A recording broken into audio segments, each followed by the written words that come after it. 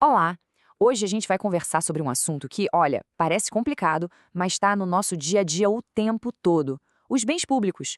Vamos entender direitinho o que são e por que as regras que cuidam deles são tão importantes para todo mundo. Pois é, já parou para pensar nisso? Quem é o dono da rua, da praça, da praia? A resposta para essa pergunta está num conceito do direito chamado bens públicos. E acredite, as regras para eles são bem diferentes de uma propriedade particular. Então, vamos lá. O que são esses tais bens públicos? A definição é até que simples, viu? Basicamente, é tudo aquilo que pertence à administração pública. Pensa assim: União, estados, municípios. Se é deles, é um bem público. O que não for, é um bem particular.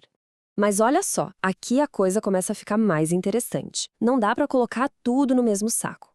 A lei, muito espertamente, divide os bens públicos em três tipos diferentes. E essa divisão depende de uma palavrinha-chave: a finalidade. Ou seja, para que aquele bem serve. O primeiro tipo é o mais fácil de entender, porque a gente usa todo dia. São os chamados bens de uso comum do povo. Pensa aí, as ruas que a gente anda, as praças onde a gente senta, os rios, os mares, são lugares abertos que todo mundo pode usar sem pedir licença. Depois vem os bens de uso especial. O nome já dá uma dica, né? Eles têm uma finalidade, um uso especial. São aqueles prédios e lugares onde o governo trabalha para a gente, tipo uma escola pública, um posto de saúde, um museu, o prédio da prefeitura. Todos eles têm uma função pública bem definida. E por fim, a terceira categoria, os bens dominicais. Esse nome é um pouco diferente, né? Mas a ideia é simples. Pensa neles como patrimônio que o Estado tem, mas que não está sendo usado para nada específico no momento. É como se fosse o estoque do governo. O exemplo mais famoso são as terras devolutas, que são aquelas imensas áreas de terra pública que ainda não ganharam uma destinação. Essa tabela aqui resume tudo de um jeito bem claro. Uso comum é para todo mundo usar, uso especial é para prestar um serviço público, e dominical é o patrimônio do Estado que está ali guardado, sem o uso definido por enquanto. Simples, né? E agora vem a parte mais legal. Justamente por serem tão importantes para todo mundo, a lei dá a esses bens públicos uma proteção especial. É quase como se eles tivessem superpoderes, sabe? Coisas que uma propriedade comum particular não tem. São três proteções principais. Os nomes podem assustar um pouco de primeira: inalienabilidade, imprescritibilidade e impenhorabilidade. Mas calma, a ideia por trás de cada uma delas é bem mais simples do que parece. Vamos ver uma por uma. O primeiro superpoder é a inalienabilidade. O que isso quer dizer?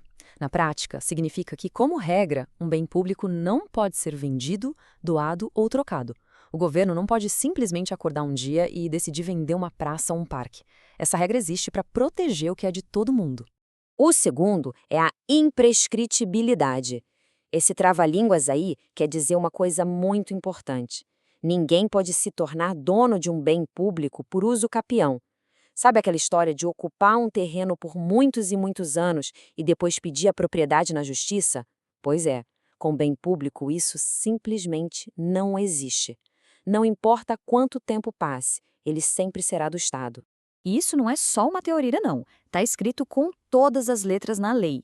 O Código Civil é taxativo. Ele diz lá no artigo 102, os bens públicos não estão sujeitos ao usucapião. Fim de papo. E para fechar o trio de superpoderes, temos a impenhorabilidade. Isso significa que um bem público não pode ser penhorado para pagar dívida. Imagina só que loucura se um credor do governo pudesse tomar uma escola ou um hospital como pagamento. Não pode. O governo paga suas dívidas de outro jeito, por um sistema chamado de precatórios. Ok, a gente falou que a regra é não poder vender. Mas será que existe alguma exceção? Sempre tem, né? A resposta é sim, é possível vender um bem público. Só que o caminho para isso é longo, cheio de regras e, olha, não é nada fácil. E para entender como essa venda funciona, a gente precisa conhecer duas palavrinhas mágicas: afetação e desafetação. Afetar um bem é quando o governo diz: ok, esse terreno agora é um parque. Ele dá uma finalidade pública. E desafetar é o contrário, é tirar essa finalidade. É como se o governo apertasse um botão e desligasse o modo de uso público daquele bem. Então, para vender um bem que era de uso comum ou especial, não é só querer. Tem um passo a passo super rigoroso.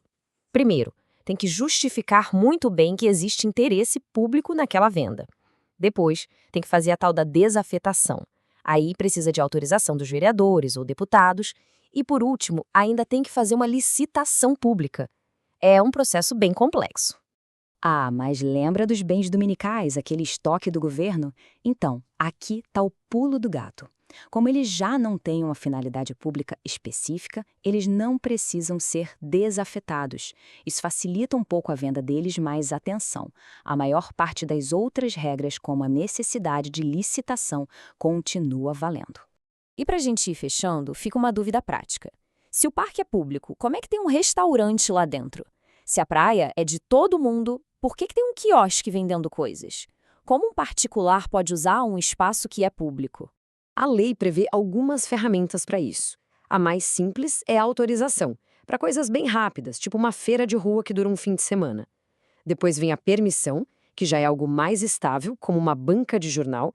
E, por fim, a concessão, que é um contrato mais sério, de longo prazo, para coisas maiores, como um restaurante que vai precisar de muita obra num parque. Olha, pode parecer muita regra, muito nome complicado, mas toda essa estrutura, toda essa engenharia jurídica tem um objetivo muito claro: proteger o que é de todos nós. É para garantir que esse patrimônio coletivo seja bem cuidado e continue servindo à sociedade, não só hoje, mas também lá no futuro. E tudo isso nos leva a uma reflexão, né? Como é que a gente encontra o equilíbrio perfeito entre proteger esses bens, que são de todo mundo, e ao mesmo tempo permitir que a cidade, o país, continue crescendo e se modernizando? Essa talvez seja uma das perguntas mais difíceis para quem governa. É uma balança delicada, um debate que na verdade nunca termina.